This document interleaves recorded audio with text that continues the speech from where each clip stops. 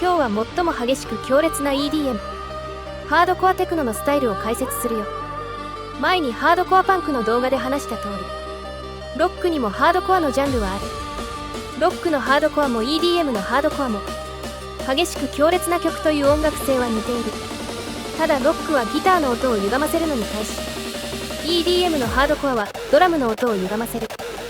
ハウスやトランスのような EDM 特有の単純な等間隔のドラムはそのままで、とにかくその音を激しく加工するのが特徴。ドラムが強烈で目立つ音楽だよ。スノで単純にハードコアと入れるとロックの方のハードコアになってしまう。だから細かいジャンル名を入れるしかない。まあスノではよくあることだね。メインストリームハードコアは名前の通り主流のハードコアテクノ。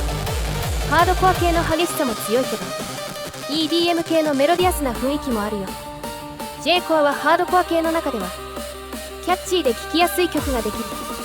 名前の通り日本生まれの音楽で同人系、音ゲー系音楽と呼ばれているね。細かく高速のメロディーが目立つ一方で、ハードコア特有のドラムの激しさは弱い。もしハードコア要素を強めたいならハッピーハードコアを使うといいね。ハッピーハードコアはキャッチーだけど J コアよりはハードコア要素が強い。ハードスタイルは非常に特徴のある加工されたドラムの音を使う音楽。ドラムなのに普通の楽器みたいな高い音を出したりメロディーを演奏したりする。それじゃこの3種類のスタイルがどんな曲を生成するか聞いてみようか。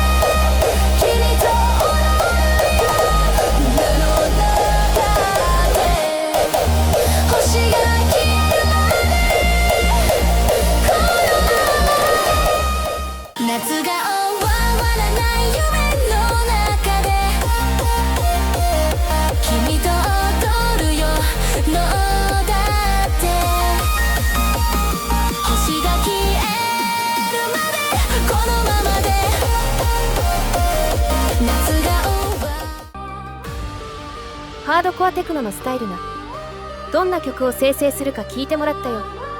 ハードコアテクノは人を選ぶ音楽でスノでもかなり癖の強い効果になる。でもその割には他のスタイルと混ぜると案外影響が薄くて自然に混ざりやすいよ。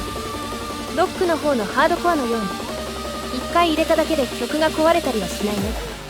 だから思ったよりは使いやすいと思う。もちろん多少の癖はあるんだけど、高速化、ドラム強化、 EDM 風にね。それを目的として普通の曲に使うのもいい。ただ逆にこのスタイルの効果の薄さはハードコア全開の曲を作るときにかなり厄介ということで、動画の後半ではより激しいハードコア要素の強いスタイルを解説するよ。ガバは初期のハードコアテクノ、アップテンポでシンプルな構造の曲だよ。スノは複数の楽器の音量バランスを整えるのがまだまだ苦手だから、他の音が少ないシンプルなガバは一番激しいドラムの音を出せるスタイル。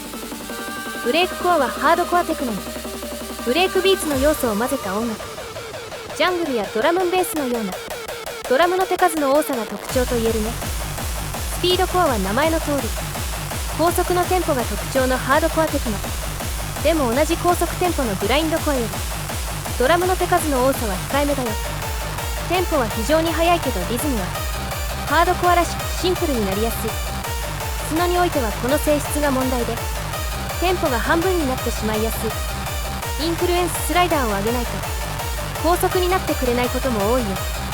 それじゃこの3種類のスタイルがどんな曲を生成するか聞いてみようか。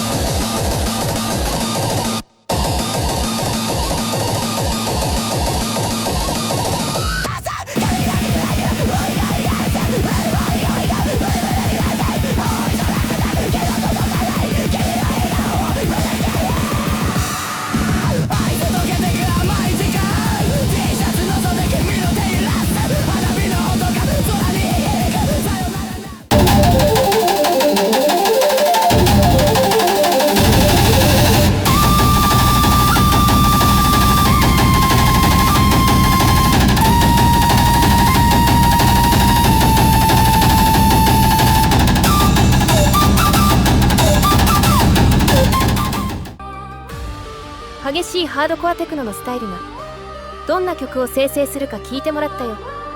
激しくてもやっぱり影響は薄くて、他のスタイルとそれなりに無難に混ざる。だから使いやすい長所はあるものの、強烈なハードコアテクノは作りにくいね。